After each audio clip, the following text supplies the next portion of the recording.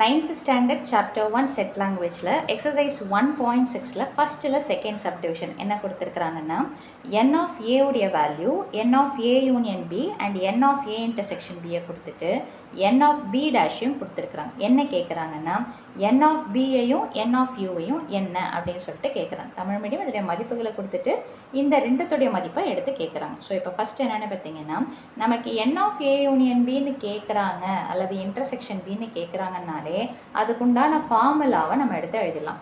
இங்க a union b இருக்குது, a intersection b யும் இருக்குது. சோ அப்ப நீங்க எதை வேணாலும் எந்த பக்கம் வேணாலும் வச்சுக்கலாம். That is n of a union b பொதுவா வைப்போம் is equal to n of a plus n of b minus n of a intersection b.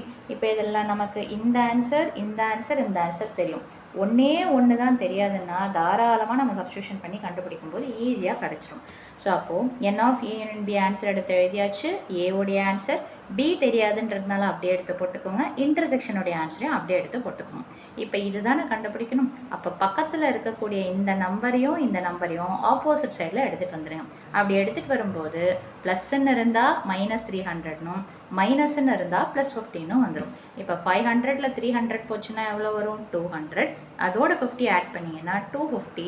So இதுதான் எதோடைய ஆன்சர்னு பார்த்தீங்கன்னா n of b உடைய ஆன்சர். இப்போ நம்ம என்ன கண்டுபிடிக்கணும்? யூனியன் கண்டுபிடிக்கணும். இப்போ நமக்கு b இருக்குது, b dash இருக்குது அப்படின்னும் போது அதை ரெண்டுத்தையும் சேர்த்து எடுத்து போட்டிங்கன்னா ஆன்சர் வந்துடும். ஸோ n of b உடைய ஆன்சரையும் n of b dash உடைய ஆன்சரையும் சப்ஸ்டியூஷன் பண்ணுங்கள். சேர்த்து எடுத்து எழுதுனீங்கன்னா n of a உடைய ஆன்சர் கிடச்சிரும். ஸோ அவ்வளோதான் இந்த சம்மோட சொல்யூஷன். மீண்டும் அடுத்த பதிவில் வேறொரு சம்மோடு சந்திக்கிறேன். வீடியோ பயனுள்ளதாக இருந்ததுன்னா மறக்காமல் லைக் பண்ணுங்கள், ஷேர் பண்ணுங்கள், சப்ஸ்கிரைப் பண்ணுங்கள். தேங்க்யூ.